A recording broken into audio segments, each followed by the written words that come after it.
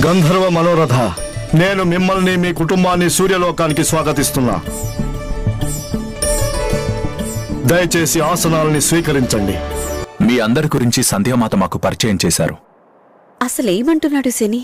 నేను కేవలం పేర్లు చెప్పానంతే, ఇంకేమీ చెప్పలేదు కదా.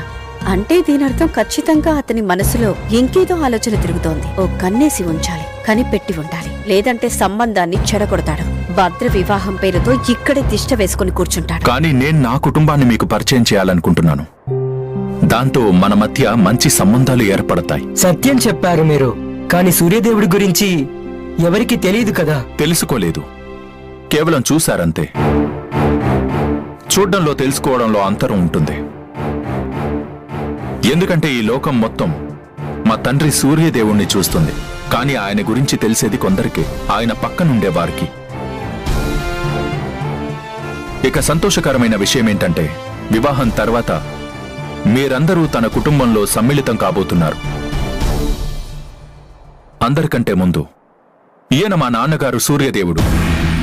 ఈయన ఈ లోకానికి మండే సూర్యుడు, కాని ఆయన తన హృదయంలో అందరి కోసం కోమల భావాలు కలిగి ఉంటారు. ఇక ఈవిడ మా మాత సంధ్య. ఆవిడ్ని మీరు ఇప్పటికే కలిశారు. ఈవిడ మమతామూర్తి. కానీ ఆవిడ మాట్లాడే తీరు కాస్త వేరు. ఈవిడ జీవిత పాఠాల్ని సవాళ్ల ద్వారా నేర్పిస్తారు. దాంతో మనం యోగ్యులమవ్వాలని. ఇక ఈవిడ మా అమ్మ ఛాయ. ఈవిడొక త్యాగమూర్తి. ఈవిడ మాకు నేర్పించారు మన కుటుంబ సుఖశాంతుల కోసం ఏ ప్రకారంగా సుఖాలని సంతోషపూర్వకంగా త్యాగం చేయాలి. ఇక ఈమె నా పెద్ద చెల్లెలు యమున. ఈమె ఎప్పుడూ సత్యం వెనకాలే నిలబడుతుంది. ఎంతో నిర్భయంగా అందరి ముందు తన అభిప్రాయం చెబుతుంది. ఇదిగో ఈమె దామినీదేవి, నా అర్థాంగి. వాస్తవానికి ఈమె నా శక్తి. ఏ విధంగా పార్వతీమాత మహాదేవుని శక్తియో, మహాలక్ష్మి నారాయణుడి శక్తియో, ఈమె ఎలాంటి సహచరి అంటే ప్రతి ఒక్క దుఃఖంలో, ప్రతి ఒక్క సుఖంలో, ప్రతి శోకం, ప్రతి వ్యథ, ప్రతి చింతలో సదా నా శక్తిగా మారి నా వెంట నిలబడుతుంది. ఇక ఈమె. అరే ఇక చాలే పుత్రా, కాస్త విశ్రాంతి తీసుకో. భద్ర పరిచయం నేను చేస్తాను. సూర్యుని ఇంట్లో చందమామ మా పుత్రిక భద్ర. మహాలక్ష్మి మా బంగారు తల్లి. ఏ ఇంటికి వెళ్తుందో ఆ ఇంటిని స్వర్గం చేస్తుంది. సర్వగుణ సంపన్నురాలు, గృహ కార్యాల నుంచి కలల వరకు. అందుకే మేం మా పుత్రిక కోసం యోగ్యుడైన వరుణ్ణి. ఇంకా స్పష్టంగా చెప్పాలంటే మాకు మీ పుత్రుడు సుషేణ కుమారుడు నచ్చాడు. మేం కోరుకుంటున్నాం మా పుత్రికకి మీ పుత్రుడికి వివాహం జరగాలి. ఇక మీరు ఆలోచించుకొని మాకు చెప్పండి. మీకు మా పుత్రిక భద్ర ఓడలి రూపంలో అంగీకారమేనా లేదా? ఆగండి. అరే ఏమైంది శని, ఏమైంది? మాత, ఏ నిర్ణయమైనా తీసుకునే ముందు మీరు మా చెల్లెలు భద్రని పూర్తిగా తెలుసుకోవాలని నేను కోరుకుంటున్నాను. అరే ఇంకా తెలుసుకోవడానికి ఏం మిగిలింది? వివాహం కోసం ఏ విషయాలు తెలుసుకోవాల్సిన అవసరం ఉందో అవన్నీ నేను ముందే చెప్పేశాను. ఇంకా బాగా తెలుసుకోవడానికి జీవితం మొత్తం ఉంది కదా. ఒకసారి మన పుత్రిక కోడలిగా వాళ్ళ ఇంటికి వెళ్లిపోయిన తర్వాత ఎలాగో వాళ్ళకన్నీ తెలుసు. ఏమైనా అనుచితంగా చెప్పాను నేను? లేదు, మీరు పూర్తిగా సత్యం, వ్యవహారికమైన విషయం చెప్పారు సంధ్యాదేవి. ఇది నిజమే మాత. కానీ చాలాసార్లు జీవితం మొత్తం కలిసి గడిపిన తర్వాత కూడా మనం ఒకరినొకరం పూర్తిగా తెలుసుకోలేకపోతాం. అయినప్పటికీ కూడా కొత్త జీవిత యాత్ర ప్రారంభించడానికి ముందు ఒకరి గురించి ఒకరు కాస్తైనా తెలుసుకోవడం ఎంతో అవసరం. అందుకే నేను కోరుకుంటున్నాను, సంబంధం కలుపుకోవడానికి ముందే ఇరువురి గుణాలతో పాటుగా ఇరువురి దోషాల్ని కూడా తెలుసుకోవాలి. ఎందుకంటే సంబంధం కలుపుకున్న తర్వాత గుణాలతో పాటు దోషాలు కూడా సంబంధంలో భాగమైపోతాయి. ఎలాగైతే గుణాలు సంబంధాల మధ్య మాధుర్యాన్ని నింపుతాయో, అలాగే దోషాలు ఆ మాధుర్యాన్ని చేదుగా మార్చేస్తాయి. కానీ ఈ దోషాలు ముందుగానే తెలిస్తే చేదుకరమైన స్థితి ఉత్పన్నమే కాదు. అందుకనే నేను భద్ర గుణాలతో పాటుగా తన దోషాల్ని కూడా మీకు చెప్పాలనుకుంటున్నాను. శని ఎందుకింత విచిత్రంగా మాట్లాడుతున్నాడు? ఏంటి గంధర్వ కుమార సుషేణ, మీరు నా చెల్లెలు భద్ర దోషాలు తెలుసుకోవాలనుకుంటున్నారా? అయితే వినండి. అసలు ఇలా ఎందుకు చేస్తున్నారు ఈయన? దేనికోసం చేస్తున్నారు? దీనివల్ల కుదిరే సంబంధం చెడిపోతుంది. దాంతో భద్రాదేవికి వివాహం ఎప్పటికీ జరగదు. కరంగా మీరు చూసారా దేవర్షి? చూసా చాలా బాగా చూసా వీరాంజనేయ. శనిదేవుని అర్థం లేని ఆదర్శం. ఆయన ఒక ఆదర్శవాది అని తనని తాను నిరూపించుకోవటానికి తన చెల్లెలి జీవితంలోనే విషం కక్కుతున్నారు వీరాంజనేయ. వీరాంజనేయ, అన్న చెల్లెలికి సంబంధం కుదురుస్తాడు, అంతేకాని తన దోషాల్ని ఎత్తి చూపించి సంబంధాన్ని పాడు చేయడు. దేవర్షి, మీరు దేని శనిదేవుని అర్థం లేని ఆదర్శం నటన అంటున్నారో, వాస్తవానికి అది ఆయన హితకార్యం, దూరదృష్టి కోణం.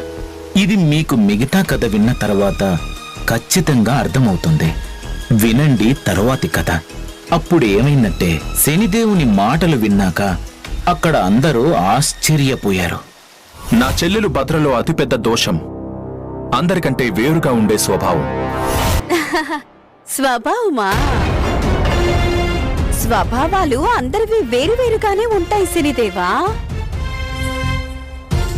అయినా మీరు నన్ను ఛాయని తీసుకోండి, తను నాకు ప్రతి ఛాయని. కానీ తనది నాది స్వభావాలు పూర్తిగా విరుద్ధం, అసలు పోలికలే ఉండవు. అందుకే భద్ర స్వభావం గురించి ఇంత విశదీకరించి చెప్పాల్సిన అవసరం లేదు పుత్రా. విశదీకరించి చెప్పాల్సిన అవసరం ఉంది మాత. భద్ర సుఖజీవనం ఆరంభించడానికి ఇది పరమ ఆవశ్యకం.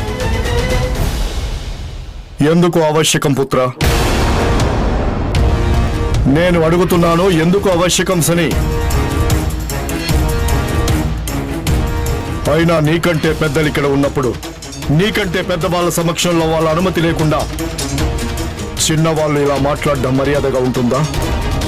అసలు నేను నీతో ఏమీ చెప్పమని వినమని చెప్పనప్పుడు కొన్ని విషయాలు చెప్పడానికి ఆజ్ఞ ఇవ్వాల్సిన అవసరం లేదు నాన్నగారు. అలాగా? ఎలా? ఎలాగంటే శ్వాస తీసుకోవడం, హృదయం కొట్టుకోవడం, ఉష్ణాన్ని శీతలత్వాన్ని అనుభూతి చెందడం. నాన్నగారు, మనం కోరుకోకున్నా ఇవి క్రమం తప్పకుండా నిరంతరం నడుస్తూనే ఉంటాయి. నిరంతరం, నిరాధారం మరియు పూర్తిగా అప్రస్తుతమైనది ప్రస్తావించావు నువ్వు. నాన్నగారు, నేనేం చెప్తున్నానో అది అవసరం. ఇక ఇక్కడేం జరుగుతుందో అది చెల్లెలు భద్ర మంచి కోసమే జరుగుతుంది. అయినా నాన్నగారు, ఏ అన్నయ్య తన చెల్లెలికి శత్రువు అవ్వడు. నేను భద్రకి శత్రువుని కాను. అసలు నీలాంటి హితైషి ఎవరికైనా దొరికాడంటే ఇక శత్రువుల అవసరమే ఉండదు. ఒకవైపు ఇలాంటి శుభ సందర్భంలో అనవసరమైన మాటలు మాట్లాడుతున్నావు. పైగా మీ తండ్రి గారు నీకు వివరించడానికి ప్రయత్నిస్తుంటే నువ్వు ఆయనతోనే వాదిస్తున్నావు. నిరంతరం నాతో ఇలా విభేదించడం తన పాత స్వభావమే సంధ్యాదేవి. నాన్నగారు, నేను మీతో విభేదించడం లేదు. ఇంకేం చేస్తున్నావు సని? నిస్సందేహంగా నువ్వు ఇప్పుడు నాతో విభేదిస్తున్నావు, అంతకంటే ఏం లేదు.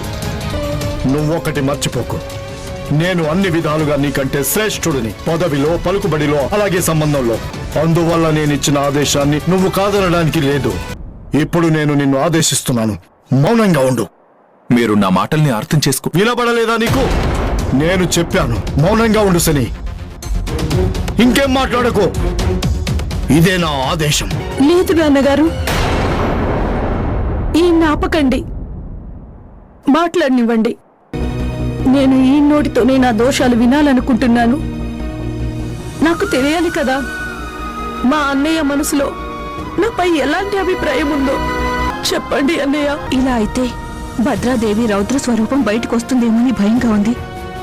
ఇప్పటి వరకు మీరు నా ప్రశంసలు, పొగడ్తల మాటలు కుమ్మరిస్తూ వచ్చారు. ఇవాళ నేను నా దోషాలు కూడా వింటాను. ఏం ఆలోచిస్తున్నావు శనిదేవా? మాటలకి ఇక్కడే విరామం ఇస్తావా, లేక మీ సోదరుని మరింత బాధ పెడతావా? ఒకరి దుఃఖం కోసం, బాధ కోసం సత్యాన్ని దాచిపెట్టలేము, దాన్ని మార్చలేము. ఇక నన్ను నేను నిజం చెప్పకుండా ఆపుకోలేను మాత. తమ ఆలోచనలు, అభిప్రాయాల విషయంలో స్వతంత్రత అందరికీ ఉండి తీరాలి. నాకు తెలుసు చెల్లెమ్మ, నా ఈ వ్యవహారం నీకు విచిత్రంగా ఉండుంటుంది. నా మాటలు విని బాధ కూడా కలిగి ఉంటుంది. కానీ నాపై విశ్వాసం ఉంచు. దుఃఖం శాశ్వతంగా ఉండిపోదు. దుఃఖం క్షణకాలమే ఉంటుంది. ఈ దుఃఖాన్ని పట్టించుకోకు చెల్లెమ్మ. నా మాటల్ని పూర్తి కానివ్వు. మనం సదా సత్యాన్ని ఎదుర్కోవాల్సి ఉంటుంది. నీకు నా మాటలు అర్థమవుతున్నాయి కదా చెల్లెమ్మ? నిస్సందేహంగా నా చెల్లెలి హృదయం ఎంతో కోమలం. తను సుశీల, గుణవంతురాలు. కాని తన క్రోధం చాలా చెడ్డది. తన క్రోధం తన్ని ఉత్తేజితం చేసేస్తుంది. ఆ ఉత్తేజం తనని ఉగ్రంగా మార్చేస్తుంది. ఆ ఉగ్రత కారణంగా తను హింసాత్మకంగా, వినాశకరంగా కేవలం ఇది మాత్రమే కాదు, ఆ సమయంలో తన శక్తులు అశుభాన్ని విస్తరింపజేస్తాయి. కానీ ఇందులో భద్ర దోషమేమీ లేదు. తనకి జన్మతః ఇలాంటి గుణాలు వెంట వచ్చాయి. నేనివి చెప్పడంలో నా ఉద్దేశం ఒకటే, మీరు నా చెల్లెలు భద్రని తన సమస్త గుణాలు, సమస్త దోషాలతో పాటు స్వీకరించాలి. ఎందుకంటే సంబంధం కలుపుకున్న తర్వాత సంబంధాల్లో ఎలాంటి సమస్యలు ఉత్పన్నం కాకూడదు.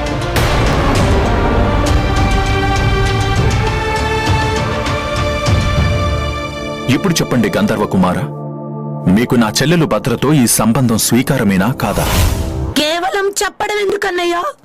వాళ్ళని నా రౌద్ర రూపం పూర్తిగా చూడనివ్వండి. ఏ దోషాన్ని చూపించగలవో దాన్ని కేవలం వర్ణించడం ఎందుకు?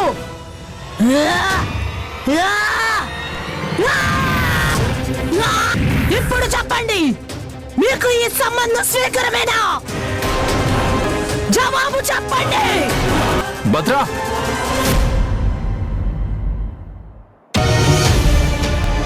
ఈ సూర్యలోకంలోని తేజం వల్ల నేను నా ప్రయాణంలో సఫలం కాలేకపోతున్నాను. కానీ ఇలా ఎక్కువసేపు నన్ను అడ్డుకోలేరు శనిదేవా. నేను నీ మీద నా తమ్ముడి మృత్యుకి ప్రతీకారం తీర్చుకొని తీరుతా. హఠాత్తుగా ఈ తేజం ఎందుకు తగ్గిపోతుంది? కారణం ఏమై ఉంటుంది? నేను జాగ్రత్తగా ఉండడం మంచిది. ఇది శనిదేవుడి కుట్ర అయితే ఈ తేజం శనిదేవుని చెల్లెలు భద్ర కారణంగా తగ్గిపోయిందా? భద్ర నా పని తేలిక చేసేసింది. ప్రవేశించే అవకాశం దొరికింది నాకు. నేను వదిలిపెట్టాను నిన్ను శనిదేవా.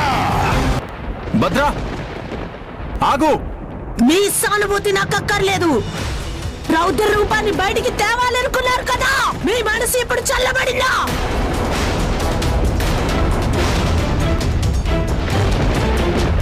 ఇదే కావాలి కదా మీకు?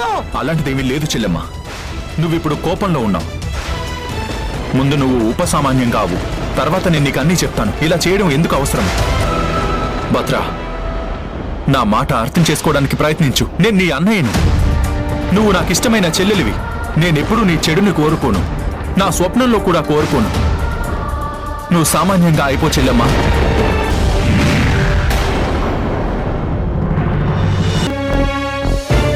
పద చెల్లెమ్మా, లోపలికి పద. శనిదేవా, ఎప్పటి నుంచో నేను ఈ అవకాశం కోసం ఎదురు చూస్తున్నా. ఇక్కడికి ప్రవేశించడానికి ఇదిగో నేను వచ్చేసా.